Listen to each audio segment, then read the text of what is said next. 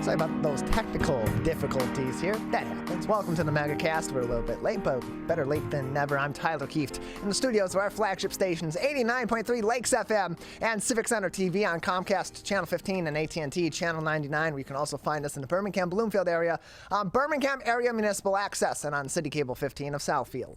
Join us live on Channel 10 in Waterford every day on the Media Network of Waterford and live to tape on Channel 10 in Orion Township and Lake Orion on Orion Neighborhood Television, otherwise known as ONTV. You can also find us on the radio in the Birmingham, Bloomfield, and Troy areas on the BIF 88.1 FM. The BIF is service of the Bloomfield Hills School District. Find us online on our Facebook pages at Civic Center TV 15 and at Lakes FM, on our website at civiccentertv.com, and on My Michigan TV or MyMy at mymytv.com. We can learn more about downloading their free apps for your smartphones and smart TVs. mymytv.com, you'll be able to figure it out. Trust me. All that information is on our website at civiccentertv.com/megacast. We can also find more information on all of our programs and find all of our shows and each individual interview on demand also. Then let's head over to our news page at civiccentertv.com by clicking on our local news link, where we have the most up-to-date information on COVID-19 from reliable expert resources at the Centers for Disease Control and Prevention, the Michigan Department of Health and Human Services, and the Oakland County Health Division to keep you up to date on COVID-19, including the spread of the virus in your community, precautions you may or may not at this point in the pandemic need to be taking on a daily basis, as well as more information on where you can get vaccinated or get your booster shot or booster shots should you be eligible and be in need. Also on our news page at civiccentertv.com, we feature articles from many journalistic outlets throughout the state of Michigan in order to keep you updated on COVID-19 and other headlines making news across the Great Lakes state. Our top story today from the Associated Press via the Detroit Free Press: production at Abbott Nutrition's baby formula factory in Sturgis has been halted by the storms. Severe weather this week has forced Abbott Nutrition to pause production at a Sturgis baby formula factory that had just restarted after being closed for several months. The facility is closely tied to the recent baby formula shortage here in the United States and around the world. Production for its EleCare specialty formula has been suspended, but there is enough supply to meet demand until production is restarted, the company said. The company put a priority on ramping up production of its specialty formula for infants with severe food allergies and digestive problems who have few other options for their nutrition. Abbott says it needs to assess damage and resanitize the factory after severe thunderstorms and heavy rain swept through southwestern Michigan late on Monday. The company did not indicate how much damage the factory sustained during the storms. Abbott had restarted its factory in Sturgis on June 4th after it had been closed since February due to contamination. The factory was closed after the Food and Drug Administration, or FDA, began investigating 4 bacterial infections among infants who had consumed powdered baby formula from the plant. 2 of the babies, of course, had died. The company continues to state that its products have not been directly linked to those infections or deaths, which involved different bacterial strains. FDA inspectors eventually uncovered a host of violations at the plant, including a bacterial contamination, a leaky roof, and lax safety protocols. Not great for a food production facility. Abbott recalled several leading brands of formula in February, including Similac, that squeezed supplies that had already been strained by supply chain disruptions and stockpiling during COVID-19 shutdowns. The company offered no time frame in its statement for when production will resume. Also making headlines on our news page at civiccentertv.com from Sarah Rahal and Kayla Rubel at the Detroit News. Grand Rapids police have fired the officer who shot Patrick Leoya in wake of murder charges. The city of Grand Rapids has fired Officer Christopher Schor, who fatally shot Patrick Leoya in an April 4th traffic stop that garnered national headlines and resulted in a second-degree murder charge for the now former police officer. Schor decided to waive his right to a discharge hearing, Grand Rapids City Manager Mark Washington said in a statement on Wednesday. Quote, "Therefore, I've decided to terminate Mr. Schor's employment with the Grand Rapids Police Department effective June 10th, 2022, Washington said. Continuing on, the city manager said, quote, "Due to the ongoing criminal matter and the potential for civil litigation, I will not be providing any additional comment concerning Mr. Schor at this time." and closed quote. Shure's termination was effective on Friday when Shure was arraigned on second-degree murder charges. He pleaded not guilty and was released on a bond of $100,000. As a condition of pretrial release, Shure cannot purchase or possess any firearms or dangerous weapons, must remain under the supervision of court services, and cannot drink liquor or use any illegal drugs, and cannot engage in, quote, any assaultive, threatening, or intimidating behavior, end closed quote. Leoya family attorney Ben Johnson questioned why the city of Grand Rapids nearly 2.5 months took nearly 2.5 months to reach their decision, arguing city officials had sufficient evidence to fire the officer themselves well before Kent County prosecutor Chris Becker last Thursday announced the criminal charge. Quote, what took them so long? In close quote, Johnson told the Detroit News in a phone interview on Wednesday. Kent County Commissioner Robert Womack, who represents the city of Grand Rapids and had called for Shure's firing, welcomed the development. Quote, we were on the right side of history when we said this cannot be tolerated. Saying I feared for my life is no longer by itself a great reason to kill an unarmed black man, end close quote. In the Facebook post, Womack said it seemed, quote unquote, inevitable that the de-escalation training he has been requesting for years would actually happen. Quote, to everyone who stood up for a change on the way African-American neighborhoods are policed, I thank you from the bottom of my heart, end closed quote, he wrote. In announcing the murder charge, Becker said he believed there was, quote, a sufficient basis, end closed quote, to proceed with the charge, which is a felony that is punishable by up to life in prison with the possibility of parole. Quote, the elements of second-degree murder is relatively simple. First, there was a death done by the defendant. The death was not justified or excused, for example, by self-defense, end closed quote. The charge resulted in Grand Rapids Police Chief Eric Winstrom recommending that the same day that Shure be suspended and fired. Winstrom said at a Thursday press conference with Mayor Russell and Bliss that he based the discipline on the video of the death and investigation by the department's Internal Affairs Division and the prosecutor's decision to charge the officer with second-degree murder. The prosecutor's decision to charge the officer after reviewing the report suggested that the officer performed poorly. He said, quote, I respect the prosecutor's decision, said Winstrom, who stopped short of saying whether he supported Becker's decision. Quote, I think he's a fair man, end closed quote. Well, the city of Grand Rapids, which of course includes its police department, has the responsibility to hire and fire all by themselves, Leoya's attorney Ben Johnson said Wednesday, continuing on. They waited for the prosecutor to make important decisions for the city of Grand Rapids. Leaving him on the force and paying him money, what message does that send to the other officers, end close quote. Becker said he received the full police report from state police investigators 8 days prior to announcing the charges and had consulted with legal experts before making a decision. The Grand Rapids police officer was justified when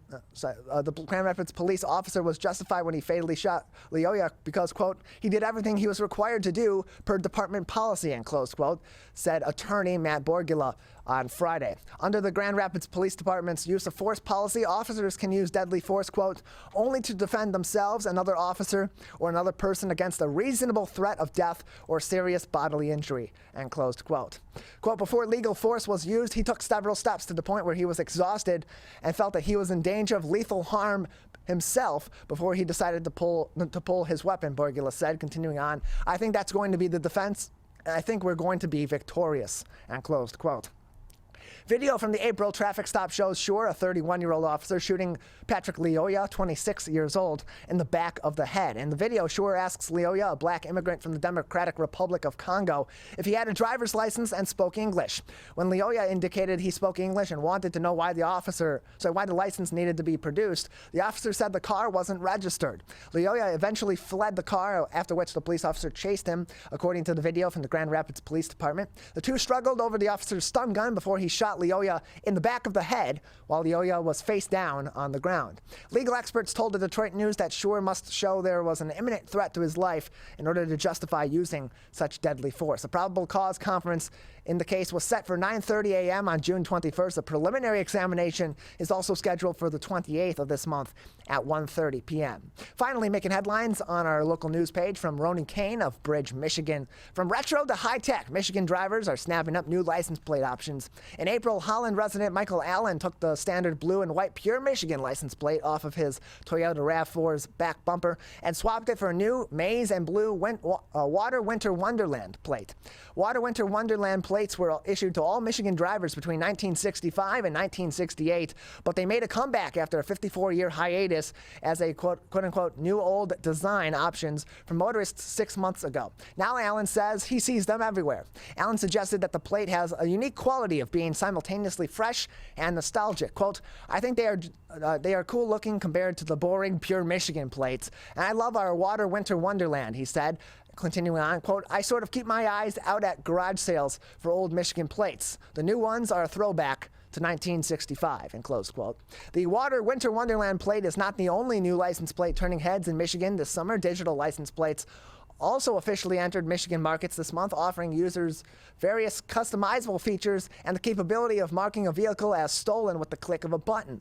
Besides the standard blue and white pure Michigan plate, there are 43 different plate design options for which Michigan drivers feature a variety of state universities, nonprofits, and American veterans. The Water Winter Wonderland plate is already making a splash. The Secretary of State office told Bridge, Michigan that in 6 months since the plate's re-release, over 227,000 of the old new specialty plates have already been purchased by Michiganders and are out on the roads as we speak. Comparatively, when the Mackinac Bridge plate, another specialty plate, was released in 2013, just over 88,400 individuals chose that plate over the standard option in the first 6 months. All three standard plate options, the Water Winter Wonderland, Mackinac Bridge, and pure Michigan plates, cost the same $5 for a graphics fee. So why is this alliterative throwback plate suddenly so popular? According to Tracy Wimmer, spokesperson for the Secretary of State's office, the high sales numbers since the plate's release suggest other drivers are choosing the Water Winter Wonderland plate over the standard for the same reasons as Allen. Out of the 73 standard license plates designs that have been issued to Michigan drivers since 1910, Wimmer said this particular historic plate has long been a favorite among license plate collectors. The plate made its debut in 1965 as the standard plate option, what the pure Michigan plate is for drivers today, and the Water Winter Wonderland tagline remained on the standard plate until 1968. The maize and blue color combination was intended to commemorate the University of Michigan's sesquicentennial or 150-year anniversary, which took place in 1967. The Water Winter Wonderland plates were a collector favorite for years, and the numbers that have been sold and are seen on cars around the state speaks both to their historical significance and the enduring popularity of their retro look, said Wimmer. After hitting the Michigan roads for the first time this month, there are a new high-tech license plate as well. In 2019, Michigan became the first state to pass legislation approving the implementation of digital license plates. However, Michigan lacked digital plate vendors until now. Last week, high-tech digital license plate company Reviver officially started offering its products to registered Michigan drivers, making Michigan the third state behind California and Arizona, where digital license plates are now being used out on the open roads. Neville Boston, Reviver co-founder, wrote an email to Bridge, Michigan that the company has already sold about 2,000 of these plates in the state of Michigan. The plate is designed to work with any vehicle make, and any vehicle model. Quote, our plate users tell us they love the plate for a variety of reasons. Some appreciate the convenience of renewing their registration with 2 clicks through a mobile app. Some appreciate the visibility of integrated GPS features. Many are car lovers in general and appreciate the visual personalization and how the R plate can enhance the aesthetic of their vehicle. Though plates are still registered through the Secretary of State, the license plate can easily be renewed and tracked through Reviver's app. If the car is reported stolen, the owner can click on the app on their phone and the word stolen will display on the digital plate and help law enforcement identify the vehicle. Michigan drivers can now purchase the digital plates online and through certain auto dealerships throughout the state for about $20 monthly or a flat fee of $215.40 annually. None of the additional costs consumers pay for the digital plate goes to the Secretary of State. That full article with more information on these digital plates and these specialty plates and more news from around the state on our website, civiccentertv.com, by clicking on our local news link, where you'll also find, of course, those links to the CDC, the NBHHS, and the Oakland County Health Division. We have a great program ahead on this Thursday edition of the Megacast. Coming up, we'll speak with Susan Mosey from Midtown Detroit Incorporated, followed by Tracy Sharikas from the Alliance of Coalitions for Healthy Communities. That's all up next on the Oakland County Megacast. We may come from different organizations, but we work together to protect the Huron River for everyone. Neighborhood storm drains carry water directly to local creeks and streams. No filters, no treatment. Storm drains also help reduce street flooding when it rains. So clearing storm drains and the areas nearby of trash and leaves helps keep them for rain only. It is easy to do your part by adopting a storm drain. Find a storm drain, check it, and clear it every month. So keep storm drains for rain only. There's one water, and it's ours to protect. If you are struggling to afford internet service for your household, there is a new government program that may be able to help. It's called the Affordable Connectivity Program, and it provides up to a $30 monthly discount to qualifying households. Find more information about the program, including if you qualify and how to enroll at fcc.gov/ACP or call toll-free at 877-384-2575. That's 877-384-2575. The Greater West Bloomfield Cable Communications Commission has more information. Visit gwbcable.org. We as Michiganders feel connected to this resource in a way that I think is really powerful. Conservation starts with a caring, committed community. For me, it's peaceful to have a relationship with the river. Every single one of us has a role to make sure that those waterways stay safe and healthy, being careful about what goes down the storm drain. Just even eliminating some of your single-use plastic makes a difference. There's one water, and it's ours to protect.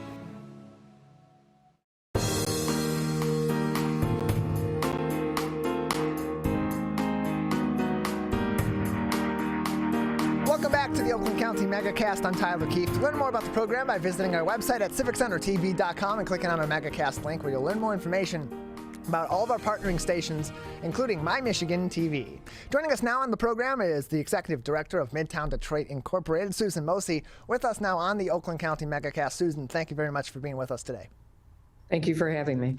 Appreciate having you on the program. So first, can you tell us a little bit about your organization, its background, and some of the services that it provides in the community?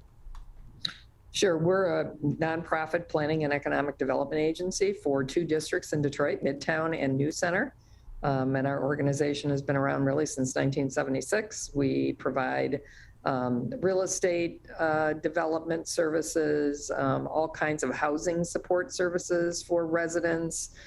We do all kinds of infrastructure, public space maintenance, special events, arts, big arts programs.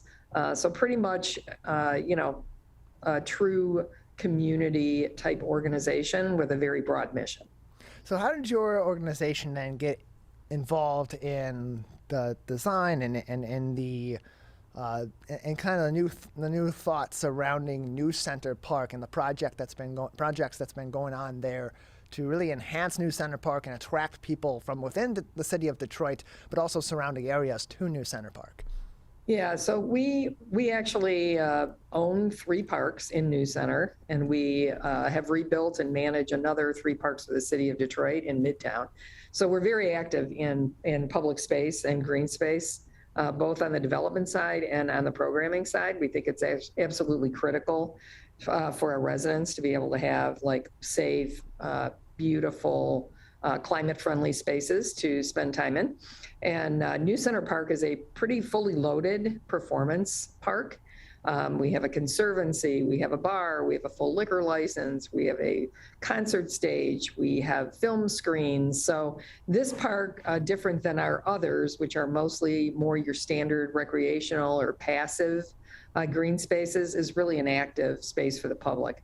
So during COVID, of course, we didn't operate anything for a couple of years. We reopened last year for some minimal programming, but we knew the community really wanted us to reopen for public programming this year. So we decided to really focus on our Friday nights throughout the summer months and really try to make them into great experiences for families.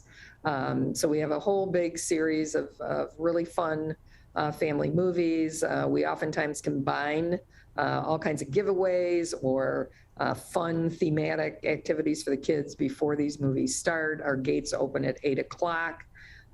People can buy local goods for purchase for eating. We give free popcorn away to everyone who comes. So it's just a really nice laid back night for people in a beautiful setting. Park's located right across from the Fisher Building. Yeah, it's just a really beautiful space at night. Beautiful lighting, beautiful architecture, really nice mix of families that come and attend these events. We also started adding theatrical performances a number of years ago because we found out there was a huge interest in families in live theater. So we have the Black and Brown Theater coming this year. Every year we sort of have a theater company we adopt, and we help defray their costs to present. Last year we did Detroit Public Theater. The year before that we've done a number of performances with Shakespeare in Detroit. So this year we're doing Black and Brown Theater. We asked them to develop something really fun for families. So they're going to do a new adaptation of Rapunzel. And that will be going on for 3 nights, July 29th, 30th, and 31st. There's some daytime and evening performances. All of this information you can find on our newcenterpark.com website.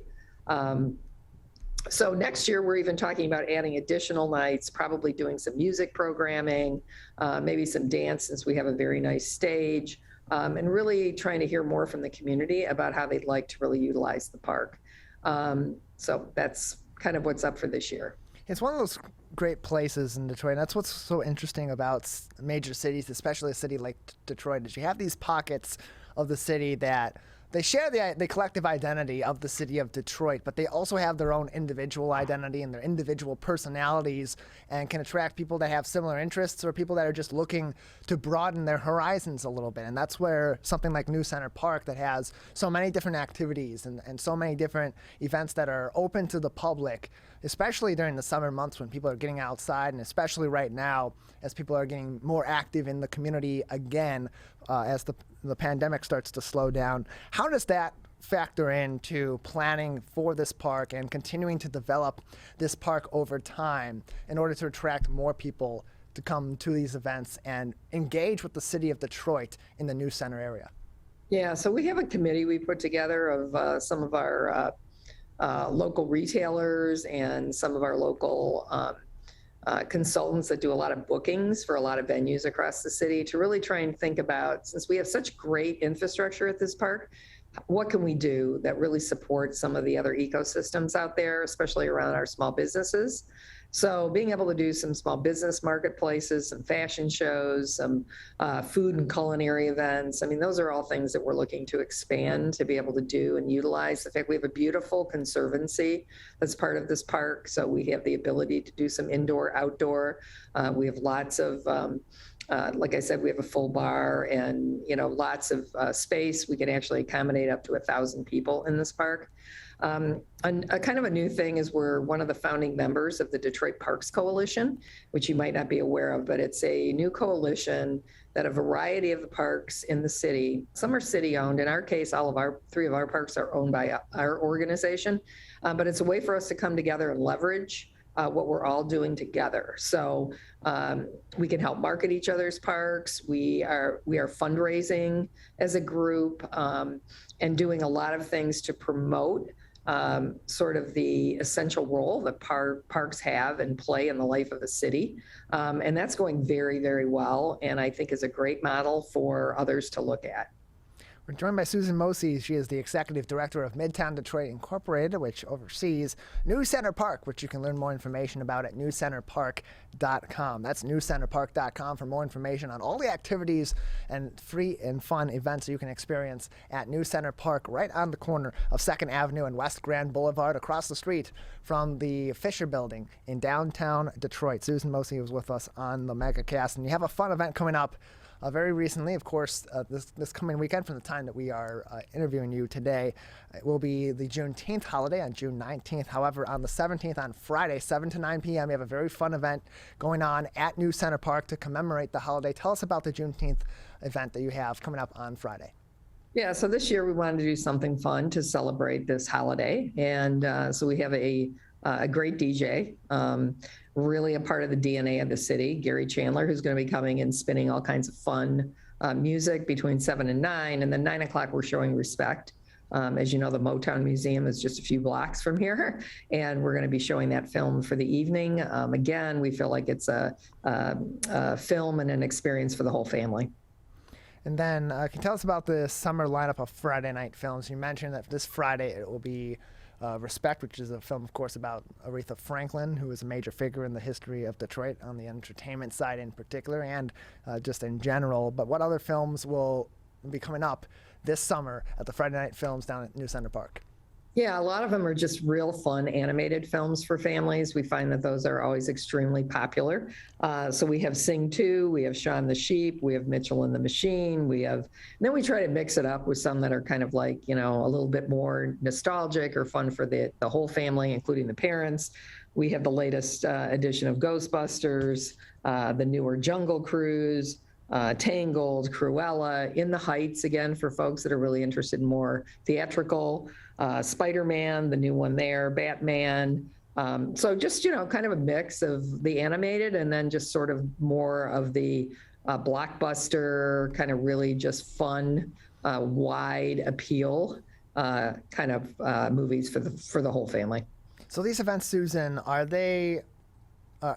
what do people have to do in order to attend these events? Are there any fees these are associated? completely open and free to the public, so you don't have to reserve anything. There are gates open at 8 o'clock, pretty much for all the films. Like I say, we have a large capacity here. If you want to buy some sandwiches, some cookies, some wonderful desserts, you'll get free popcorn. You want to buy an alcoholic drink. All of that is there for your experience, and it's a very affordable and fun family evening. And so you mentioned that the organization you're with, Midtown Detroit Incorporated, they are overseeing this. It is a nonprofit, and so that's of course what's offsetting these costs for these events and allowing them to be free to the public. So with that, how can people, if they want to support your organization and support all these great events that are happening right in Detroit in the New Center area, how can they help support the organization? Well, mostly we ask people to come to the events that we sponsor because we do get percentages of revenue from those sales. That's probably the most important thing. We also run some other very large events. We run a very large event that was held this last fall called D-Electricity, which is a huge video and light projection festival in our cultural center. Many of your listeners might have come to that. We also host a Noel night, which is a long-standing tradition of over 50 years. That'll be coming back again this December 3rd, I believe, is the first Saturday night in December. We plan to do a large one this year to celebrate kind of the recovery of the districts. So, we're also planning with our cultural institutions a whole series of jazz performances in some of the museums in the month of October. There is the concourse that will be coming into the DIA property this summer, which will also attract a lot of new audience. And of course, the Van Gogh exhibit, which will be coming to the Art Museum beginning in October and running through January, will bring tons of people from not just the metro, but all over the country to see that one-of-a-kind Van Gogh exhibit. We're joined by Susan Mosey, the Executive Director of Midtown Detroit, Inc., joining us on the Megacast. More information on New Center Park, which we're talking about today, on newcenterpark.com. That's newcenterpark.com. You can, of course, keep up to date with everything happening with nonprofit Midtown Detroit, Inc.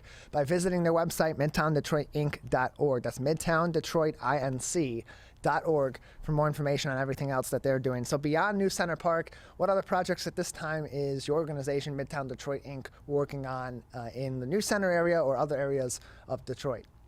Yeah, we own a lot of real estate. We've been redeveloping a large amount of storefront property on Woodward Avenue, just south of West Grand Boulevard, up in New Center.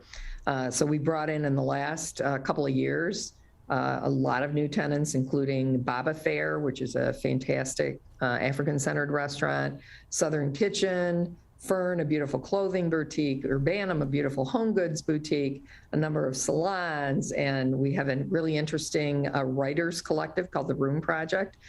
So we've been working really hard to try to reposition some of the walkable blocks and sub-districts within the neighborhood and really provide sorely needed commercial amenities back into the neighborhood. In Midtown, we, again, own a wide variety of real estate here. We redeveloped a whole block of property on Selden in Midtown, where we brought in the original Barcade out of Brooklyn, who's now a major tenant in one of our buildings, the restaurant Smith & Co., Condados. We opened a beautiful courtyard over there. So, kind of a mix we do a lot of public space maintenance and plant a lot of trees. This year we got a large grant to plant a lot of new trees in the news center area to make sure the tree canopy stays really healthy there. So, a wide variety of activities. More information can be found on MidtownDetroitInc.org. That's MidtownDetroitInc.org for more information to keep up to date on everything happening at News Center Park, which Midtown Detroit Inc., of course, runs. That can be found at newscenterpark.com. Newscenterpark.com for more information, including on their Friday night movie night events and other special events such as their Juneteenth celebration coming up this Friday, June 17th. 7 to 9 p.m. It is their Juneteenth dance party with music by Gary Chandler. That's, of course, again, Friday, June 17th, 7 to 9 p.m. Susan, just another couple minutes with you before we'll say goodbye today. Anything else at this time that would be important for our audience to know or be looking out for at News Center Park or any other properties or projects being conducted by Midtown Detroit Inc.? Well, I just recommend that folks really pay attention to a lot of the activities that are ongoing at all the cultural center institutions here. Many times I don't think people really know of all the different assets that are located within Midtown here on the cultural side, whether it's your Detroit Symphony performances that have come back and in person, whether it's your newly renovated IMAX theater at the Science Center that's just reopening. As I mentioned, the big Van Gogh exhibit that's coming. There is all kinds of exhibits ongoing at all of these institutions. So I would really take some time exploring maybe some of their websites to sort of keep in touch with a lot of the other offerings here in the neighborhood. Susan, we appreciate your time. Thank you for joining us and telling us more about what's going on in Midtown, and of course, previewing that great Juneteenth celebration event coming up this Friday. Thank you. Appreciate it. More information can be found newscenterpark.com to keep up to date on everything happening in News Center Park in Detroit, 2nd Avenue and West Grand Boulevard, just across the street from the Fisher Building. More information one more time, newscenterpark.com. We're going to take a break on the Oakland County Megacast. When we come back, we will address the ongoing epidemic with drug overdoses, particularly with opioids, and speak to Tracy Sharikas from the Alliance of Coalitions for Healthy Communities about a very helpful and life-saving training that they are conducting both in person and virtually all around the local area that you can participate in and possibly save somebody's life should you encounter somebody overdosing. That's coming up next on the Oakland County Megacast. Parents do a lot of worrying. Get your kids caught up on childhood vaccines to protect them from these 14 preventable diseases, and you'll have 14 fewer things to worry about. Vaccines are safe and effective and save lives. So let's get caught up on vaccines and worry about something else. Get the facts at ivaccinate.org. We may come from different organizations, But we work together to protect the Huron River for everyone. Most of the pollution that goes into our rivers is carried by rainwater that flows off of roads, parking lots, and rooftops. the leaves and bark of a single tree can retain a surprising amount of rainwater. Depending on its size and species, it could be 100 gallons or more. It is estimated that an urban forest can reduce annual runoff by up to 7%. Here's one thing that we know can help keep our water clean. Plant a tree. Plant a tree. Plant a tree. There's one water, and it's ours to protect.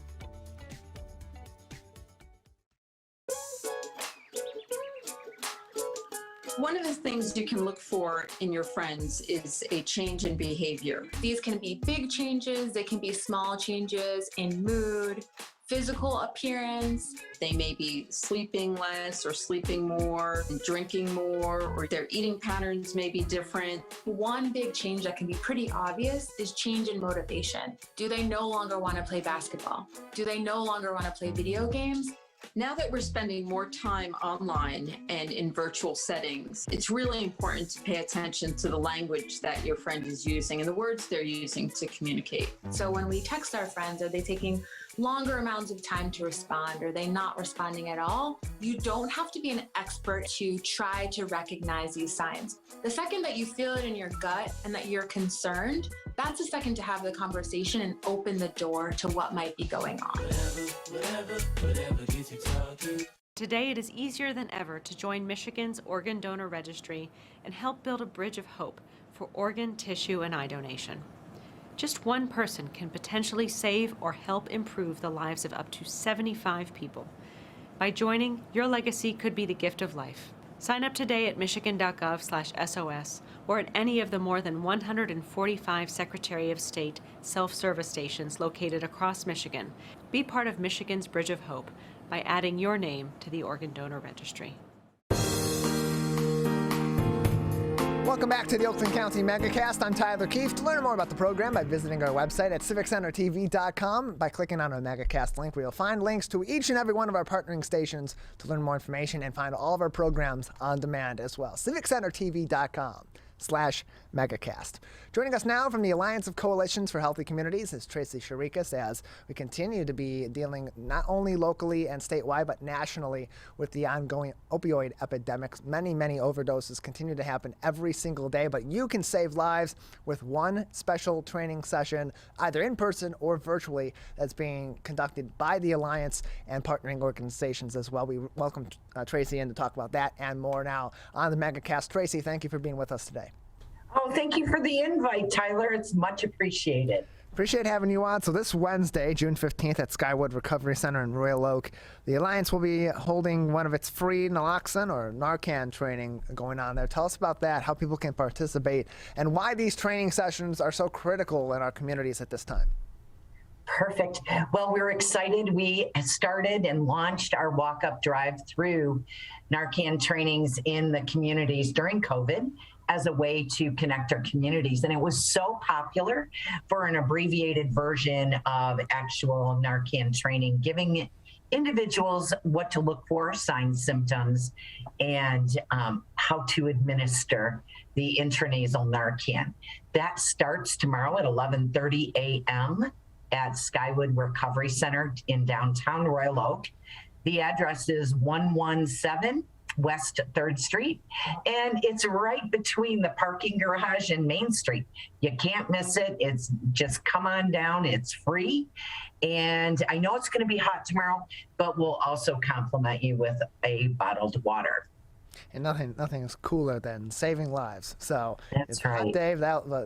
Knowing you're well trained to potentially save someone's life, definitely going to warm your heart, but cool the rest of you down as well. We're joined by Tracy Sharikas from the Alliance of Coalitions for Healthy Communities with us on the Megacast. More information can be found on this event and more from the Alliance of Coalitions for Healthy Communities by visiting their website at achcmi.org. That's achcmi.org for more information from the Alliance of Coalitions for Healthy Communities. And so we mentioned this in-person training for Narcan administration. Are you also doing training online? Because for some people, they want to learn this, but they just can't quite fit it into their schedule. And is there an on the web option? There is. And as a matter of fact, there's one tonight. We offer a webinar platform, virtual environment, every Tuesday evening from 7 to 8 p.m. and every Thursday afternoon from noon to 1 o'clock. That is a extended training because we educate you way differently so that you understand why the need for intranasal Narcan has really exploded in the last couple of years since COVID, and why it's important for each and every one of us to be equipped, empowered, and able to save those lives that we may come in contact with. Since COVID, the incidence with fentanyl poisoning has increased exponentially, which is truly directly responsible for the majority of those overdoses we are experiencing in our communities. The Alliance just held their annual run this past Saturday, where our community members saw a very large banner with several names, 252 to be exact, that passed during 2021. That is a lot of human beings that have lost their lives due to substance use disorder or misuse, or for our younger people who are more at risk because of their invincibility and curiosity and trying pills from friends and not really understanding that those pills right now have every potential of being adulterated with fentanyl purchased on the street. We're joined by Tracy Sharikas from the Alliance of Coalitions for Healthy Communities, joining us on the Oakland County Megacast. Of course, again, their free Narcan training will be going on Wednesday, June 15th at the Skywood Recovery Center in Royal Oak, Michigan. And then they also have an online training called Save a Life Community Naloxone or Narcan training that's going on tonight, 7 o'clock to 8 p.m. That happens every Tuesday from 7 to 8. They also have an additional training Thursdays at 1 o'clock every week online. So you can learn either in person or online how to administer Narcan and potentially save a life in your community, as we're seeing these overdoses on opioids, particularly in particular, become more and more of a problem as time goes on. And then, Tracy, beyond the training, it's one thing to be trained in administering this. It's another to have Narcan on your person or near you to be able to administer this should you be in a situation where you see somebody in your life or even a complete stranger that may be overdosing and be able to administer this to them. So how can people obtain Narcan in their community so that they can administer if they are in a situation like this? So anyone can obtain our Save a Life kit, which does include 2 4-milligram doses of intranasal Narcan for free by attending our trainings, be that live training that is constantly announced and broadcast through our calendar at the Alliance, or through our webinar platforms that you just shared with your audience, Tyler. One minor correction, Thursday afternoon is noon, from noon to 1. We do that one on a lunch hour type basis. And then, of course, these pop-up, drive-up, drive-through trainings that we do throughout our communities to really keep individuals connected creatively, to really educate them and get them equipped. I think one of the greatest things, though, is by going through the training and just learning the signs and symptoms of what an accidental overdose looks like. That will help that individual engage our first responders that much quicker. So even if they don't have Narcan on their present body, it is fantastic training where they can engage 911 services immediately and begin CPR and follow dispatch instructions. Of course, if we have Narcan on us, it is much more beneficial to that individual. And by the way, it's not always who we think that may be struggling with an overdose in any scenario. Opioids are pain relieving medications, and a lot of individuals become dependent upon these medications, even by following their doctor prescription. So it's not always what we think because of media and what they've done to portray what that individual looks like. And I really want to thank you, Tyler, for continuing to invite the Alliance on your program so that we can continue to educate our audiences on who those individuals are that are struggling with that accidental overdose. It's not always the individual who has a substance use disorder. Could be your grandma or grandpa who, quite frankly, is just trying to treat their pain and took too many pain relieving medications. So if we are there, we can quickly keep them alive while we're waiting for emergency services to arrive. What are your thoughts, Tracy, on Narcan vending machines? We've seen them pop up in places like Wayne State University's Center for Behavioral Health has some prisons across the state and across the country are also putting them in place. They're also in the libraries at Wayne State and in certain places in areas like Ann Arbor.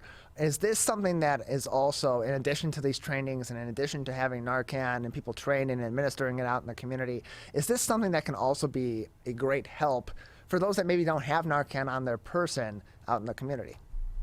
Absolutely. 5 years ago, we wouldn't have had this conversation. And here we are today having just a normalized conversation about those vending machines. And Oakland County Jail has the vending machine for Narcan. So we're super excited about that. And that is available to individuals leaving jail. And Sheriff Bouchard spoke at our run this past weekend and spoke heavily about the vending machines. anytime we can provide access to individuals anywhere who may be struggling is a bonus and a benefit to all of our members in society. We're joined by Tracy Sharikas from the Alliance of Coalitions for Healthy Communities, joining us on the Oakland County Megacast. More information from the Alliance can be found on their website, achcmi.org. That's achcmi.org. Their free Narcan training in person Wednesday, June 15th, Skywood Recovery Center in Royal Oak. That is, again, Wednesday, June 15th at the Skywood Recovery Center located in Royal Oak, Michigan. And you can also find more information on the website, ACHCMI, on their online trainings, including tonight, 7 o'clock to 8 p.m., and Thursday, I'll get it right this time, noon until 1 p.m. Those are happening weekly. Online trainings, quick, 1 hour long.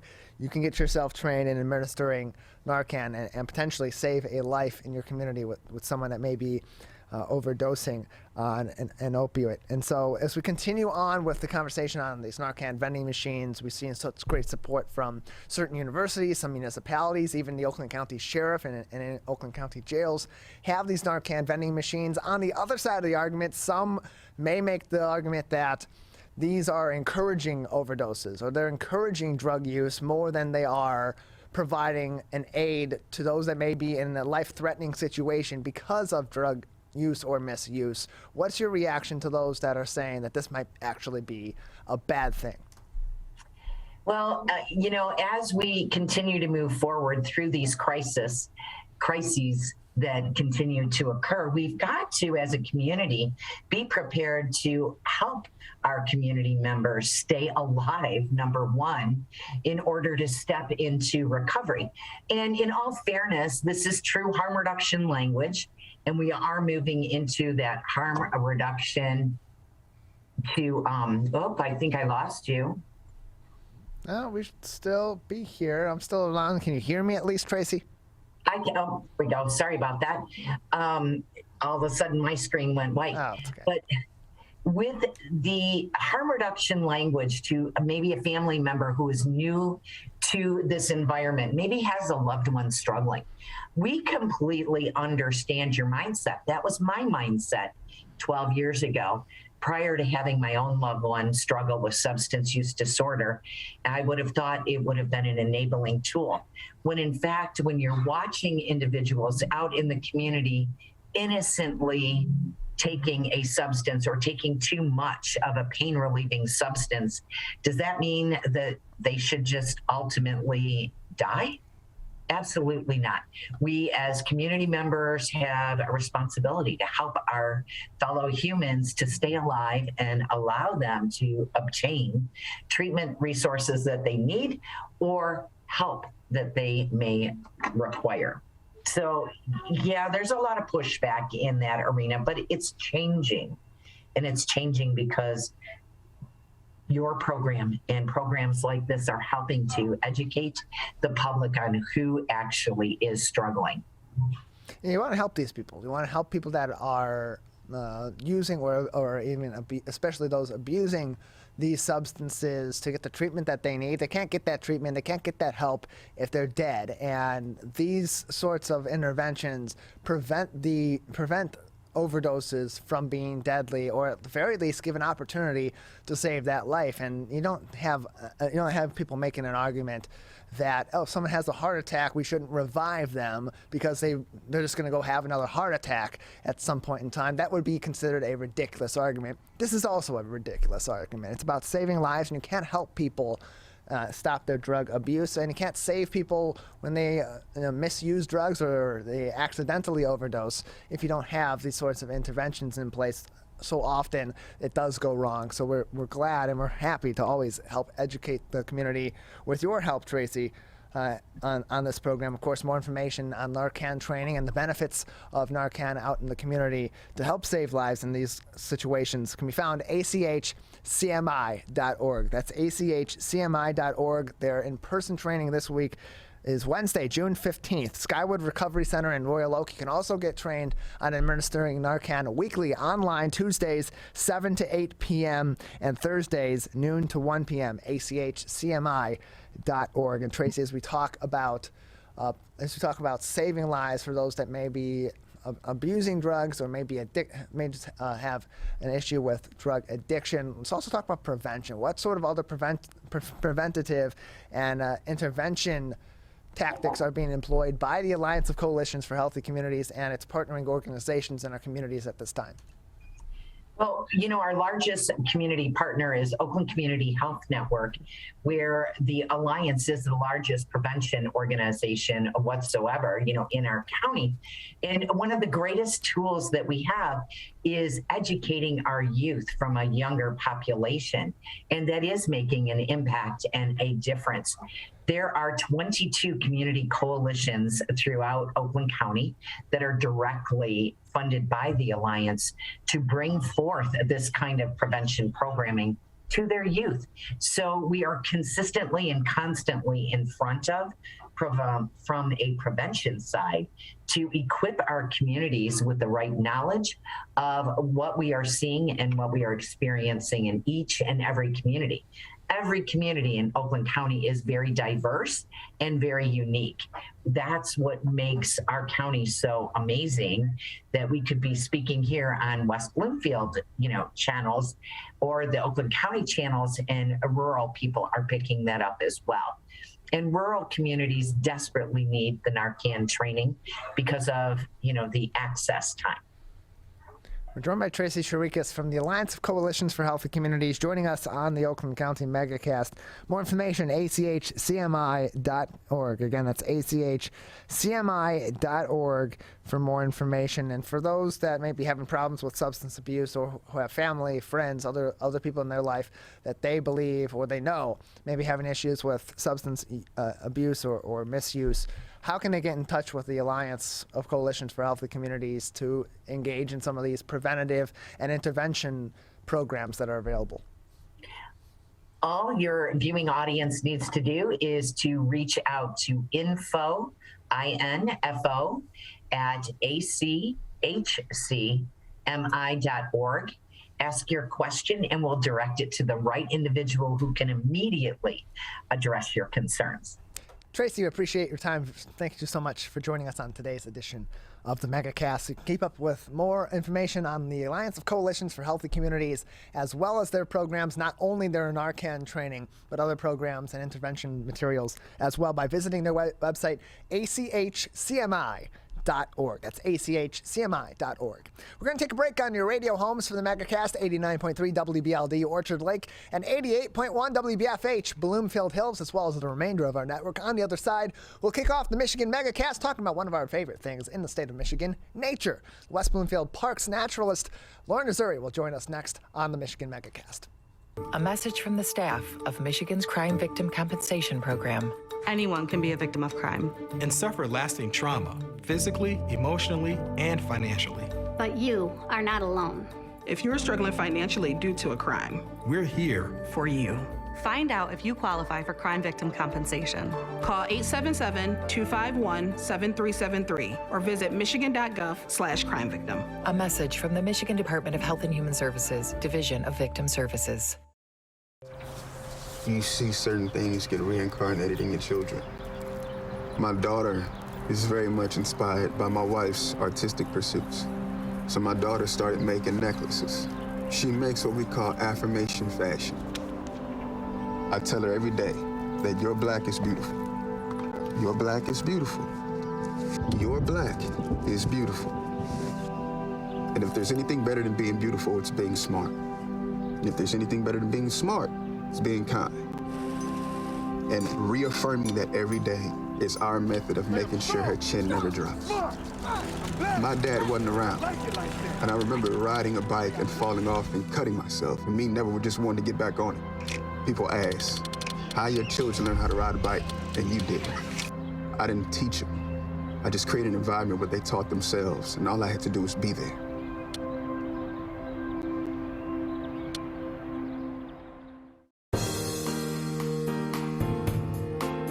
Welcome to the Michigan Megacast. I'm Tyler Kieft. To learn more about the program by visiting our website at civiccentertv.com, clicking on our Megacast link where you'll learn more information on all of our partnering stations, including My Michigan TV, where you can click on the link to My TV, learn more on their website about where you can download their free apps for your smartphones and your smart TVs and take Michigan content with you anywhere, both at home and on the road in Michigan and around the world. MyMyTV.com for more information.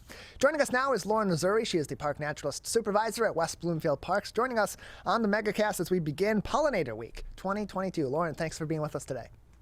Thanks for having me. Appreciate having you on. So, of course, as I mentioned, next week is Pollinator Week 2022 all over Earth. For those who are not familiar, besides bees, what are some other living things and so on that are considered pollinators, and what service do they provide to our natural landscapes?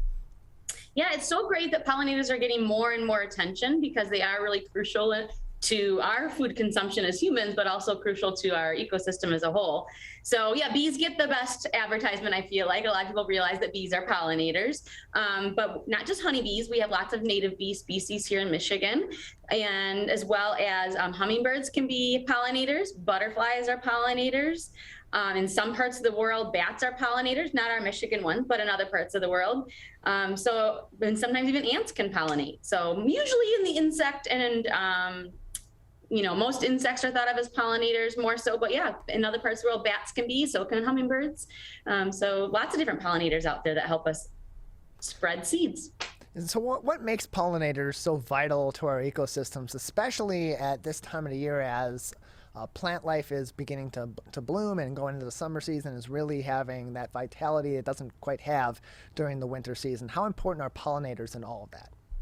Yeah, so pollinators help plants to continue to reproduce and grow.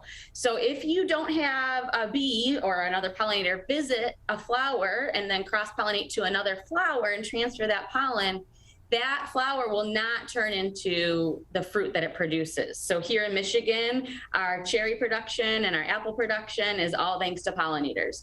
In parts of the world where pollinators are low because of pollution or habitat loss, they hire people to take a paintbrush and actually transfer pollen from one to the other to produce fruit. But our paintbrushes aren't made for that. Like, nature designed pollinators for that important job of transferring pollen to create new plants and fruit, or vegetables or whatever that flower might be producing, or more seeds.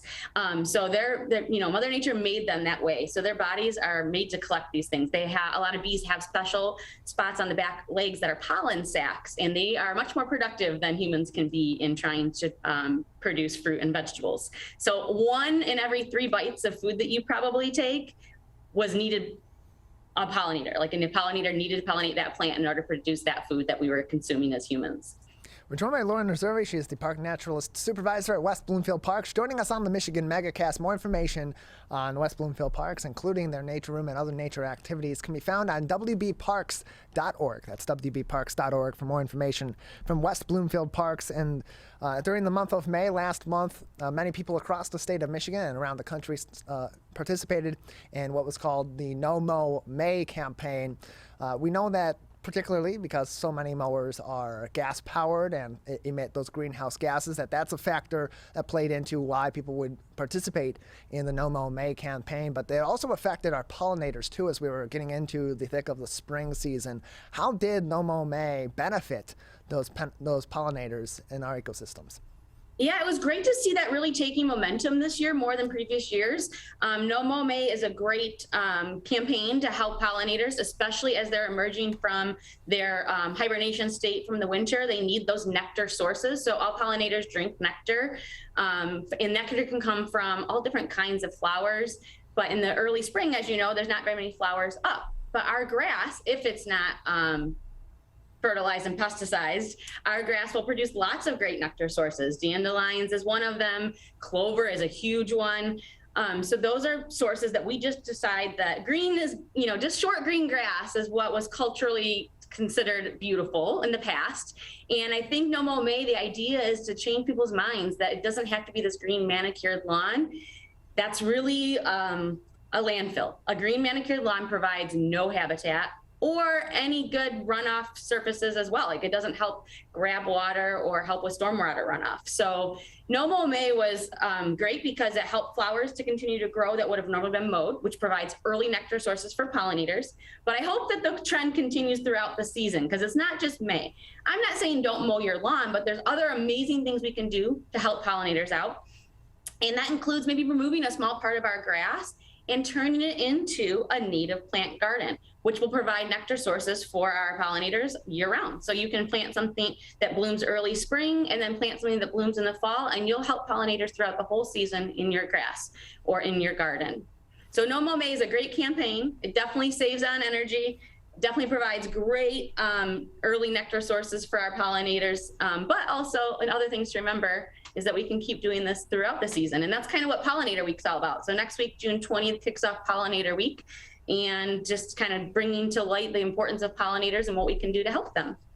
We're joined by Azoury, Park Naturalist Supervisor at West Bloomfield Parks, joining us on the Michigan Megacast. More information on wbparks.org for events and activities and just more helpful learning information and learning materials as well. wbparks.org is where you can find all of that. And so in Oakland County and in the West Bloomfield area, what are some resources or places people can go if they'd like to learn more about pollinators or even see them in action, see some of the work that they're doing? Yeah, we actually have a few events coming up surrounding this to help educate our community members ourselves here. So we have a Pollinator Festival on August 27th. It's free for everyone at Marchbank Park. There'll be some great presentations from our conservation partners, Bees in the D, learning more about the importance of bees, as well as some sweep netting, where you take a net in the fields at our parks and look for pollinators and look at them closely and learn about them with a naturalist. So that's a good hands-on event to learn about. But the Pollinator Partnership is the group that started the whole Pollinator Week. So they've got some great resources on their website as well. And depending on the age of your family members that want to learn about pollinators, we do have a pollinator story time. So adults can learn along with their children at our beehives that we host with Bees in the D at Carner Farm. So we won't be going right into the hives with the little ones, but we'll be standing outside them, learning about them and watching them from far, and then reading some stories and to help us learn more about pollinators. So lots of fun programs coming up around Pollinator Week. And then Pollinator Partnership is a great organization that really started the whole Pollinator Week. So that's a great resource as well. Lauren, across southeastern Michigan, and particularly in your area, in the West Bloomfield area, so often this time of year we are seeing the occurrence of snapping turtles and snapping turtle eggs and nests on our trailways and in some of our natural areas. What about this time of the year makes this when the snapping turtles would be laying their eggs or producing those nests, and why in trail areas do we typically see so many snapping turtle nests and occurrences of these animals? Yeah, this is good observation, Tyler. This is definitely that time of year. So if you enjoy our West Bloomfield Trail Network, which is like a rails to trails, it's a linear trail that runs through the township. There's a lot of wetlands adjacent to it. So snapping turtles spend their whole life in the water, and they only leave this time of year, and it's just the females. So the females leave the wetlands and leave the water this time of year to lay their eggs. If you're looking for snapping turtles, I do have a shell here to kind of show you what it might look like. They're the largest turtle we have in Michigan, and the end of their shell where the tail comes out has these points rather than being nice and rounded. So that's one distinguishing feature from other turtles, so you can know the difference if you see them. But they are looking for suitable habitat to lay their nests, and they look for sunny and sandy places. So along our trail network, there's a lot of sand and gravel, as well as a lot of sunshine. So it's a great habitat for them to put their eggs. They lay up to 40 or 50 eggs at a time. They cover them all up, and it takes about 90 days for them to incubate. Their eggs look kind of like a ping pong ball. So they're about the exact same shape and size as color as a ping pong ball. And it's kind of cool. This is a really fun nature fact. Depending on the temperature of incubation for those snapping turtle eggs, if they incubate at around 68 degrees, those turtles will become females when they hatch. If they incubate around 70 to 72, it might be a mixture of both males and females. And if they incubate higher, up to the 75-degree range, those will hatch as males. So nature's pretty cool that way. Yeah, very interesting fact that I didn't know about. I'm sure many other Michiganders watching this and listening to this haven't learned about either. So we're joined by Lauren Azoury. She's the Park Naturalist Supervisor at West Bloomfield Parks, joining us on the Megacast. More information on wbparks.org, including information on their August 27th Pollinator Festival that will happen on Saturday in partnership with organizations such as Bees in the D at Marshbank Park in West Bloomfield, Michigan. And going back to the turtle issue, we see so often on social media videos of people helping turtles crossing the street, or a bunch of cars stopping to let turtles cross the street. If someone encounters a turtle crossing a road, do you recommend helping it? And if so, in what way can people best go about that? Yeah, great question. This is definitely the time of year that not just snapping turtles are leaving their wetland habitats to lay eggs, but other, like our Michigan's turtle, our state reptile is this painted turtle, and we found some of those just the other day in our back parking lot. So yes, you can definitely help a turtle if it's safe for you to do so with traffic. You want to make sure that you help the turtle cross in the direction it was already pointed. So you don't want to turn them around and go the opposite direction for two reasons. One, they'll get very confused. And also that they're just going to try to cross again. So you're not really truly helping them. So you want to cross them or help them cross the road in the direction they're already headed. And then when it comes to snapping turtles, obviously you want to keep yourself and the snapping turtle safe. Oftentimes you'll see people picking up a snapping turtle by the tail. Please do not do that. They have a lot of bones in their tail, and it is easy to break their tail if you do that. If you're going to help a snapping turtle, the best thing to do is have something in your trunk, like a little shovel or a big blanket or and things like that to help you grab onto it and move it across. Snapping turtles do have a really long neck, so they can actually extend their neck around to the back of their tail. So you still do have to be aware of your fingers and placement of that in order to keep yourself safe as well. But yeah, snapping turtles, they're doing a lot of hard work right now laying all those eggs, and we want to have more of them. They're scavengers, so they kind of eat all the dead things. They eat other things as well, but they help keep our wetlands clean. So they do have an important role in the food chain and in our ecosystem. So anything you can do to help a turtle cross the road during nesting season is appreciated. Just keep it going in the direction it was already headed. We're joined by Lauren Azoury, the Parks Naturalist Supervisor at West Bloomfield Parks, joining us on the Michigan Megacast. Lauren, summer is also a time where so many people will be off walking on the trails or walking in nature, and often they're encountering poison ivy or poison oak. Can you explain to us what both of those look like and what happens when someone does come in contact with poison ivy or poison oak? Yeah, so first I'll start by saying I always, a lot of things in nature get a bad rap. And poison ivy is definitely one of them. It is a native plant, so it does belong here and is part of our ecosystem here. And it does produce berries in the fall that are a food source for our local wildlife.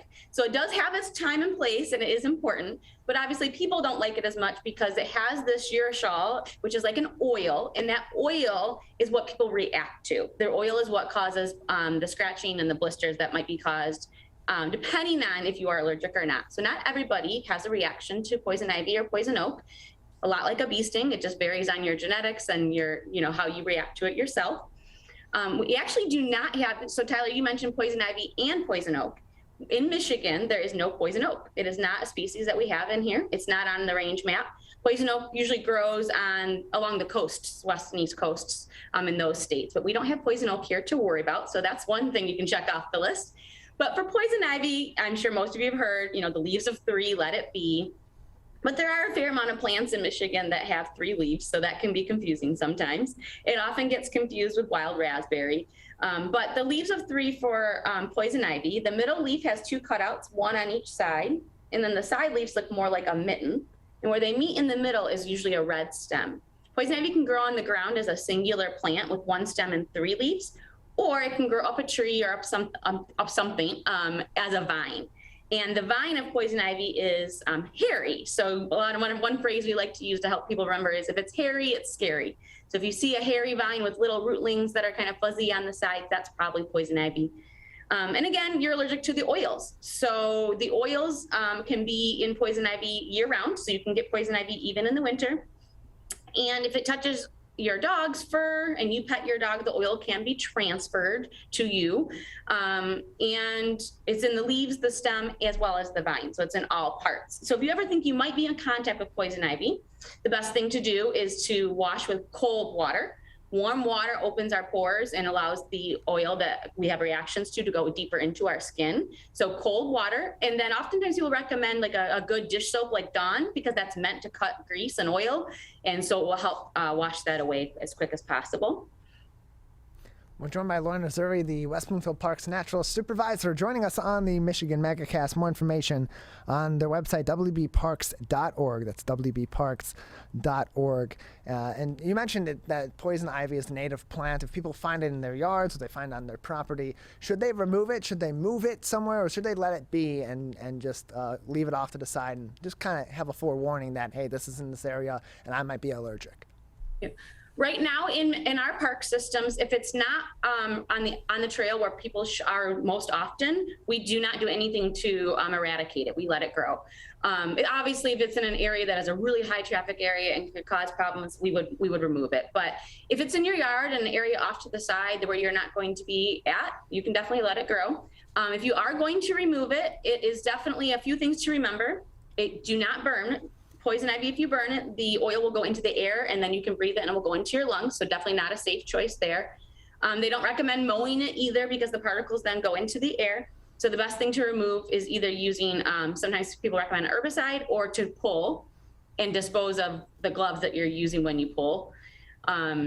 But there is companies that you can also contract with that are have a lot of great gear and are experienced at removing it. So if you have a really big problem in your backyard for poison ivy, you can have a company help you remove it. And then you can add all those great other native plants we talked about, right? Like you can add the goldenrod and the coneflower and the things that all of our pollinators like. So if you're going to remove it, just replace it with something else valuable in nature.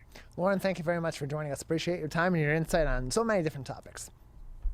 Thanks so much for having me. I love spreading the word about pollinators, and it's always fun to learn something new. You can learn more about pollinators at West Bloomfield Parks' Pollinator Festival, August 27th at Marshbank Park off of Hiller Road, just north of Commerce in West Bloomfield Township. More information on that and more events and helpful info from West Bloomfield Parks can be found on their website, wbparks.org. We're going to take a break on the Michigan Megacast. When we come back, we'll get an update on the status of Michigan's restaurants, hotels, and other restaurant and lodging industries in the state from John McNamara with the Michigan Restaurant and Lodging Association. That's coming up next. You're watching and listening to the Michigan Megacast.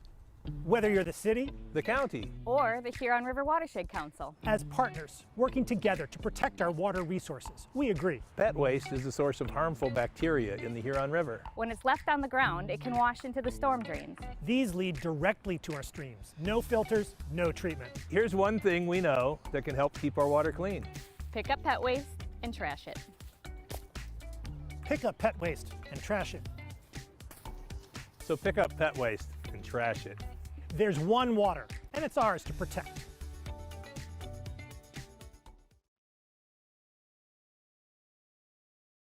Who is struggling right now? I am. My son is. Many are struggling with anxiety, depression, and substance use. Before it becomes a crisis, reach out to MyCal, the Michigan Crisis and Access Line, for free confidential support 24/7. Available in the Upper Peninsula and Oakland County. Just call or text 1-844-44-MyCal or chat online at michigan.gov/MyCal. A message from the Michigan Department of Health and Human Services. Motorcyclists are hard to see. To keep everyone safer, it's important to always look for them and know where most crashes occur. 84% of motorcycle and vehicle crashes happen on streets, not highways. And most crashes with motorcyclists occur when vehicle drivers are turning left. So before turning, especially to the left, make sure you look for motorcyclists. Then look again. It could save a life. If you are struggling to afford internet service for your household, there's a new government program that may be able to help. It's called the Affordable Connectivity Program, and it provides up to a $30 monthly discount to qualifying households. Find more information about the program, including if you qualify and how to enroll at fcc.gov/ACP or call toll-free at 877-384-2575. That's 877-384-2575. The Greater West Bloomfield Cable Communications Commission has more information. Visit gwbcable.org. Sofia and Gabriel. Even though these old knees can't follow on your adventure to the forest today, these flowers represent my love. These stitches and threads join us together. And wherever you see a flower, a bird, a beautiful tree, know that my love is with you. Make the forest part of your story at a park near you. Find one at discovertheforest.org. Welcome back to the Michigan Megacast. I'm Tyler Kieft. To learn more about the program by visiting our website at civiccentertv.com, clicking on our Megacast link, where you'll find links to every one of our partnering TV stations, radio stations, and more, including My Michigan TV. Head over to our MyMy website at mymytv.com, mymitv.com, to learn more information about the Megacast, all their other original programming, and find out where you can download their smart TV and smartphone apps for free. Take all of My Michigan TV's many and varied programs with you home, on your smart TVs, and on the road, anywhere, anytime in Michigan and around the world on your smartphone, mymytv.com for all of that info. Joining us now on the program is the Vice President of Government Affairs at the Michigan Restaurant and Lodging Association, John McNamara, joins us once again on the Michigan Megacast. John, thank you for joining us today. Thank you for having me. Glad to be back. Yeah, glad to have you on with us today. So as we are going into summer of 2022, it's a big season in any regular year for travel in Michigan, for tourism in Michigan, and especially for people just to go outside, get out in their communities, and venture into some of their businesses, including their hotels and their restaurants. What's the outlook this summer for these businesses, and what looks like just on the surface could be a really big bounce back year? So hopefully it is. Obviously, luckily hopefully the worst of COVID is behind us. The restrictions are gone, which is all great news. However, unfortunately, labor continues to be an issue, and now supply chain and inflation are a major struggle. And who knows what happens with prices of gas this summer? Are people going to be able to, head up north as frequently, if at all, or is it going to be more sort of a staycation type year? So part of that remains to be seen, but we're hoping for a very good year. We are seeing that the demand is there in terms, especially for dining and to travel, but just some outlying issues that we will continue to work out and then figure out along the way. So as you said, the big issue that seems to be at hand for these businesses at this time is staffing, and that is even from a recent study that was conducted by your organization that had said that the lack of staff, in spite of owners' attempts to raise wages, is that biggest issue. So can you talk about that survey and what the results have told you and other insiders in the restaurant and lodging industry in Michigan? Yeah, I think it's just that a lot of the people that left either are not coming back at all or are not ready to come back yet. They've gone to found other work and have said, we're not coming back to the hospitality industry. I think you will continue to see people slowly come back, hopefully come back.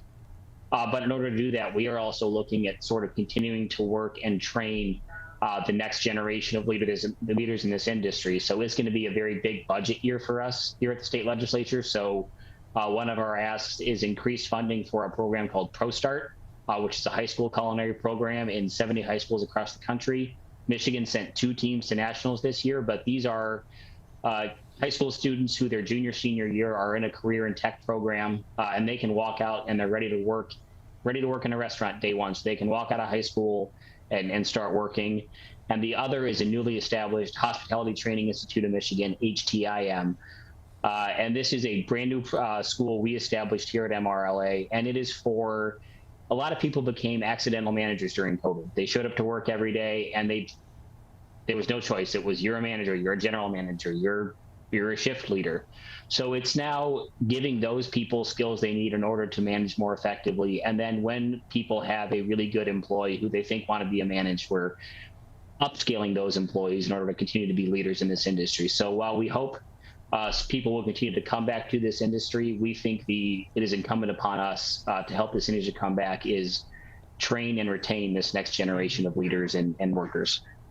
More information can be found on the study that was conducted by the Michigan Restaurant and Lodging Association by visiting their website at mrla.org. That's mrla.org for more information. So as we continue to have these staffing issues and as these businesses are trying to adjust, what are some of the many ways that these staffing shortages and these changes in the paradigm in the industry will affect these businesses in what is the busiest season traditionally in summer in Michigan?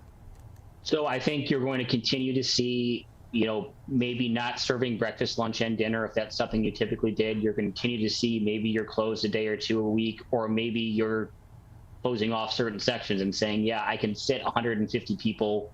I only have enough staff to maybe serve 100. So maybe you might see some empty tables, and they still might tell you there's a bit of a wait. That's probably why. So, I mean, it's what you saw sort of as we were emerging from the pandemic and from the shutdowns of limited hours, maybe limited days, maybe limited meal service. But I think that you will continue to see that this summer. Even around, obviously, East Lansing's a college town. You're seeing a lot of places closed Sunday, Monday, Tuesday, simply because a lot of the labor force, went home for the summer, or is doing an internship and doing what college kids do and what college kids should do. But a lot of the labor force is leaving college town. So I'm sure, Kalamazoo, Ann Arbor, Mount Pleasant are all seeing the same thing.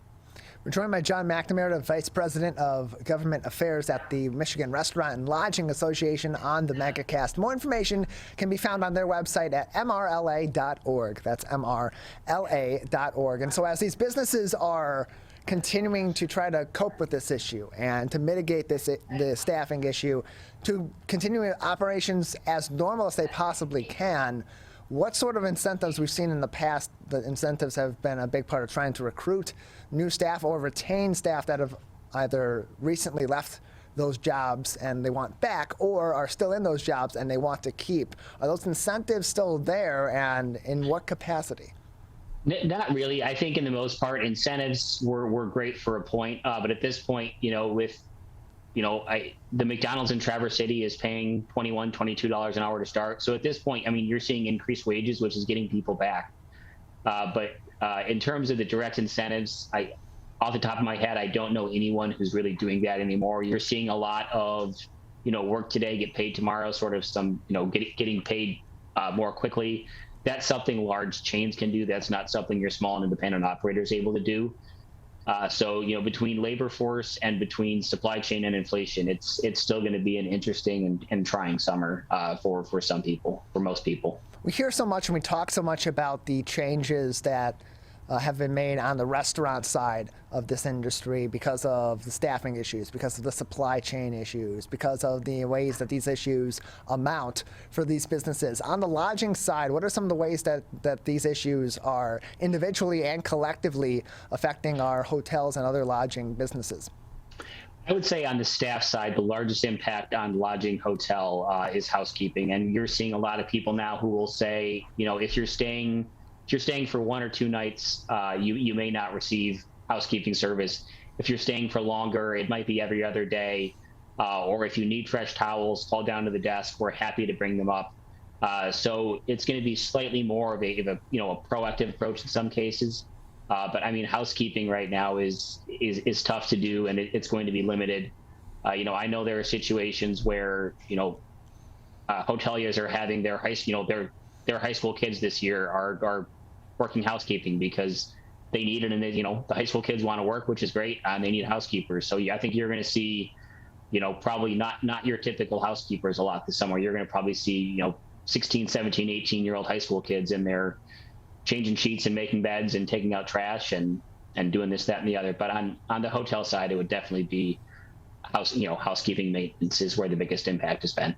And these are changes that a lot of people that are getting back out in the world and are traveling and are going to be engaging with these lodging businesses here in Michigan and in other places too, frankly, are not used to. They're not adjusted to. Absolutely. So that causes a lot of frustration. Generally speaking, from your contact with those in the industry, how has that relationship been with the patrons that are coming back into these businesses and are paying for these services? Are they generally being generally being kind and courteous to the situation that these staff are under, which is often being overworked and getting a lot of hours and under tight deadlines because there's a lot of moving parts.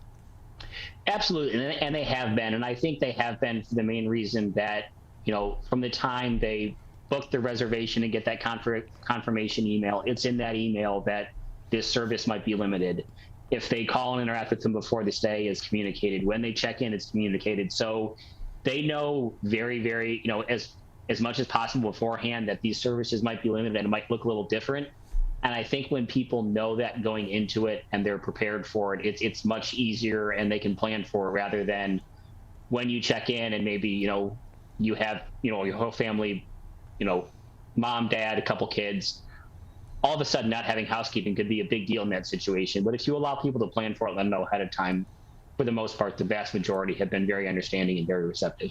We're joined by John McNamara, Vice President of Government Affairs at the Michigan Restaurant and Lodging Association on the Megacast. Again, more information from the MRLA can be found on their website, mrla.org. That's mrla.org for more information on everything happening with the Michigan Restaurant and Lodging Association. And John, as this is the peak season of the year and as people are going to be traveling, you think about those major travel locations in Michigan. Of course, there's Detroit and Grand Rapids. There's also those destination locations like Traverse City and Mackinac City. And lodging plays a key role in tourism in the state of Michigan and all these great locations and landmarks across the state.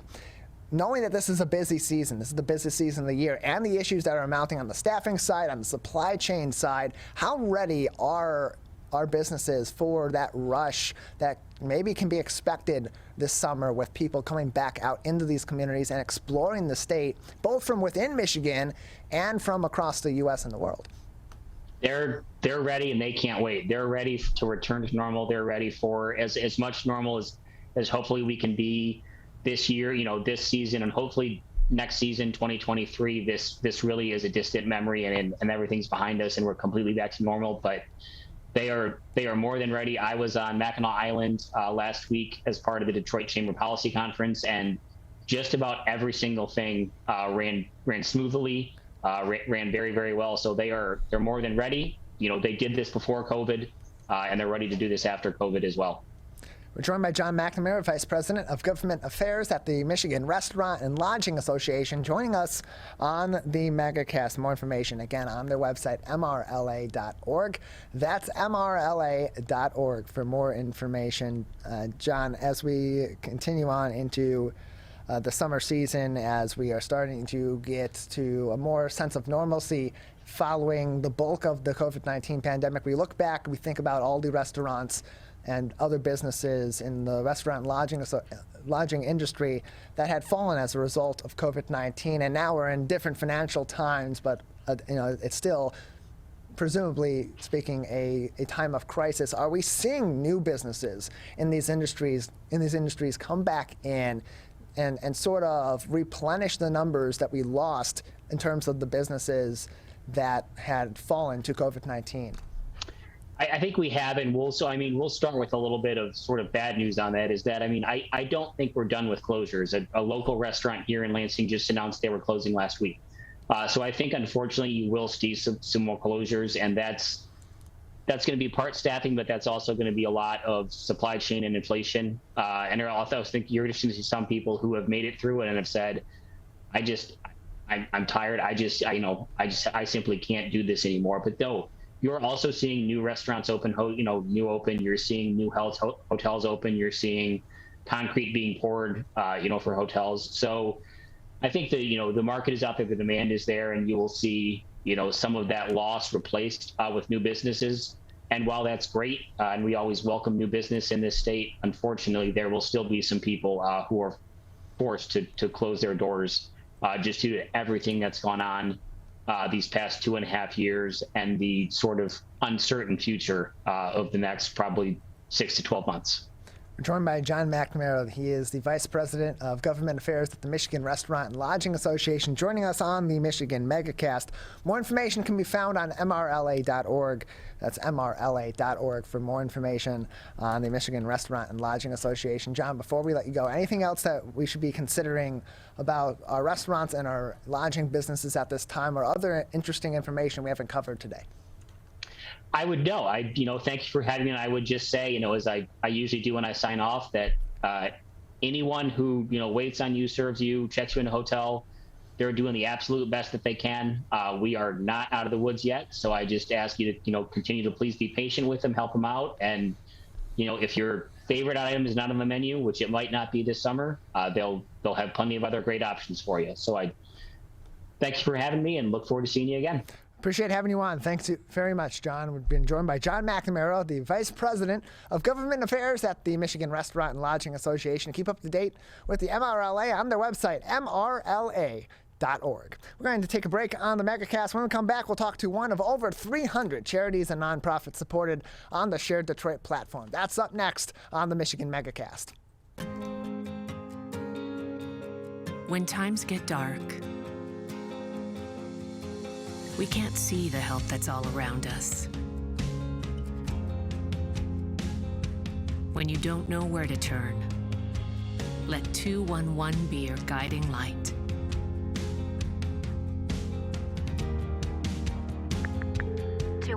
How can I help you? Our guides are ready to connect you with the help you need.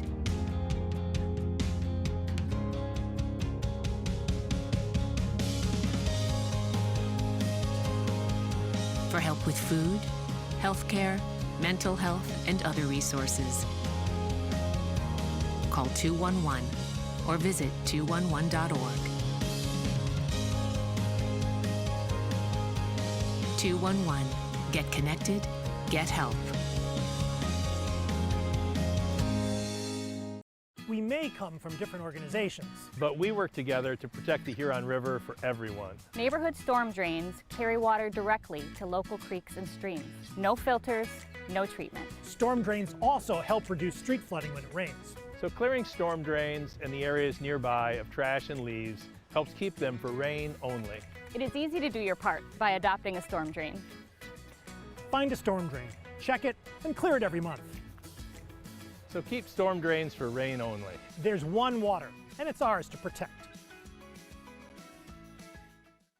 If you are struggling to afford internet service for your household, there is a new government program that may be able to help. It's called the Affordable Connectivity Program, and it provides up to a $30 monthly discount to qualifying households. Find more information about the program, including if you qualify and how to enroll at fcc.gov/ACP or call toll-free at 877-384-2575. That's 877-384-2575. The Greater West Bloomfield Cable Communications Commission has more information. Visit gwbcable.org. We as Michiganders feel connected to this resource in a way that I think is really powerful. Conservation starts with a caring, committed community. For me, it's peaceful to have a relationship with the river. Every single one of us has a role to make sure that those waterways stay safe and healthy, being careful about what goes down the storm drain. Just even eliminating some of your single-use plastic makes a difference. There's one water, and it's ours to protect.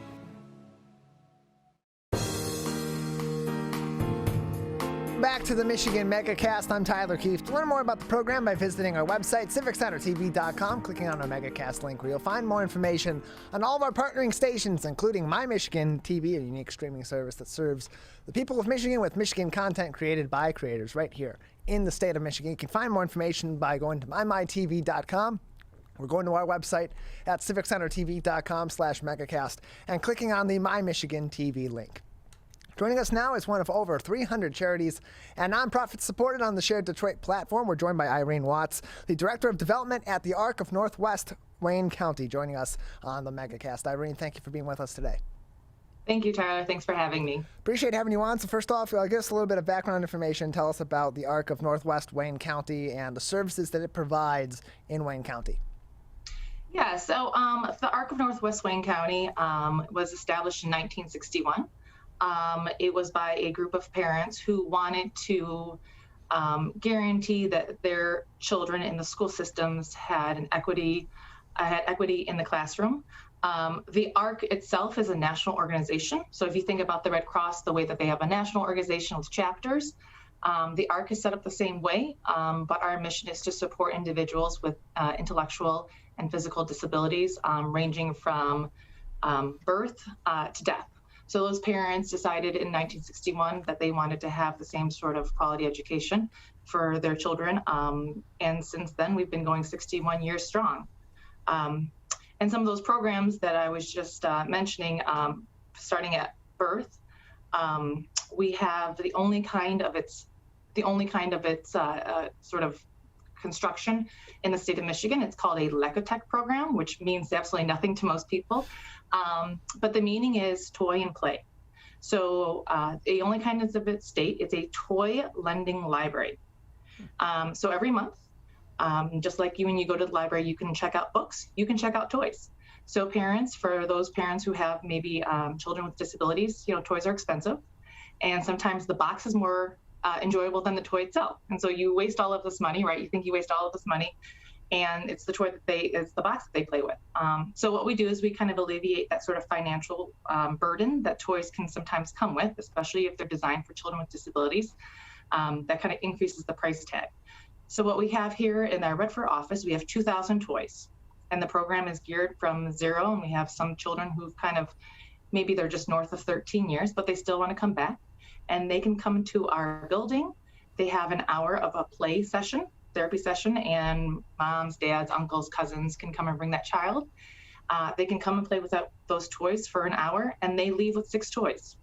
So they can choose whatever six toys they want. They take it home for a month, and then they come back. They come back for another play session, and they can return home with another 6 toys. So we're really proud of that. Like I said, it's the only kind of it in its state. And right now we service all of Wayne County. And our goal, because of COVID, there were some restrictions in terms of how comfortable parents were with that. So we're looking to hopefully expand it and turn it into a mobile toy lending library so that we can come to where that child is. Because sometimes we know those transitions from home might be a little bit difficult for parents. So that's our one hope. COVID has kind of taught us that we need to meet our students where they are. Outside of that, speaking of students, we have an education advocacy program. So we have 2 full-time social workers. So for parents who have maybe just recently found out that their student or their child was diagnosed with an disability, it can be extremely overwhelming. I myself have just recently gone through this, and it's very overwhelming. So we work with the state agency, Michigan Alliance for Families, and they will refer parents to us who may need a little bit extra in terms of advocacy, not knowing what that language looks like. A lot of times with special ed, the vernacular that they use during those meetings can be extremely overwhelming, and we know that parents are a little gun shy to say, well, what does that word mean? So we help parents turn themselves into their child's best advocate. So if anyone had any issues with an IEP or just not knowing, we refer them to Michigan Alliance for Families, and if they need additional clarification or additional advocacy, we are here to provide that for them. That service is to our 6 cities that we help navigate that process with, and that's Redford, Garden City, Northville, Redford, Plymouth, and Canton. I'm pretty sure, maybe I missed Livonia. But we also do some in Dearborn Heights. The next one that we have is a financial management service. We're one of 4 agencies in Wayne County that offer this. And what that means is that if you are an individual that receives Medicaid funds, we advocate, and we were the first person that was self-determined was from our office. And what that means is that as an individual, you can control what you would like your week to look like. And so we advocate and we help that individual say, maybe for this month, I would really like to volunteer at an animal shelter. Maybe I want to take classes at Schoolcraft College, but maybe you can't drive. So what we help with financial management services is that we will put them with somebody that is a person-centered planner, a social worker that says, okay, based on what you would like to do for this week or this month, this is what your schedule would look like. And let's fill that in and say, like, this is where you need a driver. Maybe you would need somebody to help you with your classwork. Maybe you need a housekeeper. Where would you like to live? And we take those Medicaid dollars and say, okay, this is where those Medicaid dollars that you receive from the federal government would pay. What our financial management service then does is we are the HR person for that individual. So we do all of their payroll. So they, in essence, become an employee or employer. They can choose their employees. We can help them as well. But we will do all of the financial transactions. We will help them pay all of their employees. We will do their workman comp. So as an individual, it can be overwhelming, but we take that burden off. So we're one of the 4 in Wayne County that offer that. And then part of that is also our self-determination. It's called our GAIN program, but we help individuals decide, like, what does that self-determination look like? Maybe they don't want to be put in a group home. Maybe they want to be able to have maybe an apartment with 2 other friends. So we help facilitate that conversation and say, what is going to be your best life and what does that look like for you? So again, kind of having that conversation with that person and not dictating to them, but having that conversation with them. And then a couple more things. We have a social club, a Just Fun Club. So those who are 16 and over, it is a monthly club. COVID's kind of put a pause on it, but they have monthly dances. They'll get together for breakfast to really give them that safe space where they can have conversations and relationships with other people in their community. More information can be, please continue. Oh, no, I'm sorry. We have two more really quick ones. We have an athletic program. So we work with Special Olympics of Michigan, and we have various bowling, softball, track, swimming, and other athletic programs for athletes as well. And then lastly, the conversation that probably most people don't want to have is called our After I'm Gone program. So it facilitates those conversations that say, you know, if you're living with if you have a child with a disability, what would happen if you passed? So to kind of have, nobody wants to have that conversation, but I think it's important that we have that conversation, especially when we're dealing with individuals with disabilities. So those are our programs in a nutshell. More information can be found on the arcnw.org. That's the arcnw.org for more information from the ARC of Northwest Wayne County. And we're joined by Irene Watts from the ARC of Northwest Wayne County on the Michigan Megacast. Irene, there's so many great resources, so many different great programs that have a number of different effects on the day-to-day life and certainly the long-term life of these individuals with disabilities and certainly on their family at large. But how do these families then tap into these resources? How do they go about obtaining these services? What sort of requirements or steps are involved? I would say the best thing to do is call our office, because the Medicaid system can be extremely overwhelming and a lot of people just don't know where to start. I would say call our office. A lot of our advocates are very knowledgeable to the Medicaid system. They themselves have maybe children with disabilities, so they've been through them themselves. So they kind of have like the shortcuts and intrinsic knowledge to know how to navigate the system. So when in doubt, either reach out to us through our Facebook page, call our office, and then we would be able to help facilitate and navigate that system with you and say, like, maybe you need first go to this agency. But it's extremely overwhelming, and I think part of it is too, it's the emotional process of trying to navigate this and knowing that you're not by yourself, you're not alone. So let us, let our employees here help you out with that. More information in the arcnw.org, the arcnw.org, and the phone number 313-532-7915. That's 313-532-7915 to get in contact with the ARC of Northwest Wayne County for more information on how you can tap into these programs. So many services provided by the ARC to so many different families, but they are costly services, and they do involve a need for great help from the community, and one of the many ways they can do that is by supporting the ARC's events. You have an event coming up in Saturday, August 14th at Whispering Willows Golf Course. You will have your ARC of Northwest Wayne County 2022 golf outing. Tell us about this event and how people can participate. Yeah, definitely. So this is a golf outing that we've probably been doing for probably 2 decades now. And we wanted to be able to have an opportunity for our donors to come together, for our corporate sponsors, and just for our families. So we have a lot of families that have been through our program that, when their kids were in elementary school, that they're now, grown adults. So it gives us a sense of community. So we will be having our annual golf outing. It'll be at Whispering Willows. Registration can be found online. We'll have a raffle to go with it. It'll be my first year, but it'll be a good time from what I'm hearing from everybody else. It'll be a scramble, so if you're not a golfer, do not worry. I'm not a golfer, but I do love a good scramble. And it'll be 18 holes. And like I said, then there'll be a raffle at the end, but all of the funds will go to support many of these various programs that you're hearing about now.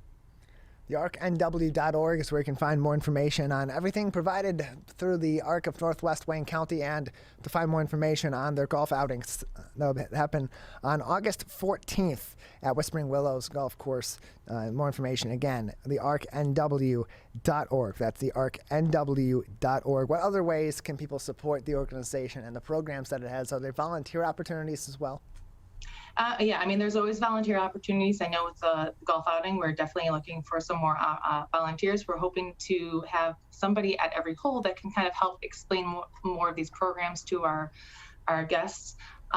We're also, we have a monthly newsletter, so we are always looking for volunteers to come and help fold those newsletters, and then we'll have more probably opportunities. We did buy a new building, so with that will be new programming, and so we'll be looking and taking the community input to find out what other programming they would like and what volunteer opportunities will come with that. TheArcNW.org is their website. You can also call them at 313-532-7915. That's 313-592-7915 for more information. We're joined by Irene Watts, the Director of Development at the Arc of Northwest Wayne County, with us on the Michigan Megacast. Irene, just another couple minutes with you before we'll say goodbye today. Anything else that we haven't discussed yet that the audience should know about the services provided by the Arc of Northwest Wayne County, or other topics that we haven't talked about yet? Yeah, and I think because of COVID, we've kind of noticed a need for mental health. And I think that's one of the things I also wanted to mention, going back to our financial management services. So it's not just limited to individuals with disabilities, but also with individuals with a mental health diagnosis. So with that, we're expanding our services to help those individuals who may have thought that they were not included. And we just recently did buy a new building. With that new building, as I had mentioned before, we will have square footage to be able to offer additional programming that our current building is limited by square footage. So our new building is in Canton, and it's almost quadrupled our current square footage. So our grand opening will probably be, give or take, probably around fall time, but we'll be offering programming for the entire community, not just individuals with disabilities. And please follow us, I think, on our Facebook page. We'll have updates, and also onto our website, but we'll have a lot of mental health support systems put in place so that not only can we join together as a community, but you can take those techniques and methods home, and then the entire family can go ahead and, whether it's not deep breathing, we're going to have art therapy as well. So we'll be able to collaborate with some of the local colleges to be able to offer additional programming that I think the entire community could be using. Irene, thank you so much for joining us and telling us about all these great programs and activities and more that are provided through the Arc of Northwest Wayne County. Thank you. The ArcNW is their website. TheArcNW.org, my apologies, is their website. Again, that's TheArcNW.org. Or you can visit them on SharedDetroit.org by going to their Find a Nonprofit section, where you can learn more about the Arc of Northwest Wayne County and 302 other charities and nonprofits in the Metro Detroit area supported on the Shared Detroit platform. Again, SharedDetroit.org, or to learn more directly from the Arc of Northwest Wayne County, visit the ArcNW.org. That is going to do it for today's edition of the Oakland County and Michigan Megacast. I want to thank everybody that joined us on today's edition of the program for being with us. You can find all of those interviews on demand this afternoon on our website at civiccentertv.com/megacast, where you'll also find links to each and every one of our partnering TV, radio, and web outlets that join us for the full 2-hour program each and every day. Learn more about their other original programming that happens in the 22 other hours of the day that they're not with us for either, or the Oakland County or Michigan Megacast, or both, and of course support their programming as well. Again, civiccentertv.com/megacast for all of that content. We also highly encourage you to go to our website at civiccentertv.com and click on our local news link at the top of the homepage on your computer web browser, and on certain mobile devices it may also be in that location, or it's in a drop-down menu on the left side of your screen at civiccentertv.com, where you'll click on the local news link. About midway down that drop-down menu, it'll take you to our website, where right at the top we have links to important and up-to-date information on COVID-19 from the Centers for Disease Control and Prevention in Atlanta, Georgia, the Michigan Department of Health and Human Services in Lansing, Michigan, and the Oakland County Health Division located in Pontiac. So you can keep up to date on COVID-19 on the local, state, and federal level. Those are updated every single day by the experts at these three organizations all throughout the U.S. So you can stay up to date on what's happening with COVID-19 and find more information on vaccinations, booster shots, and precautions you may need to employ in your daily life wherever you are in Michigan and around the United States of America. Big thank you to our crew that makes this program possible each and every day, 5 days a week for the full 2-hour marathon that is the Oakland County and Michigan Megacasts. Our technical director, Calvin Brown, with me in the studio for the full 2-hour marathon. Jared Clark also with us for the full marathon at the office of My Michigan TV in Troy, Michigan, our Zoom producer on this edition of the program. And of course, the king of television himself, Larry Nyland, our producer for each and every edition of the Megacast, helping to book this program and get both the guests and us ready for informative conversations on a number of different topics every single day. On My Michigan TV, Steve Lado Live is coming up next, noon to 1 o'clock. 1 o'clock to 2 o'clock, it's Larry and Ronnie Live. We'll return on Friday with another edition of the Oakland County and Michigan Megacasts.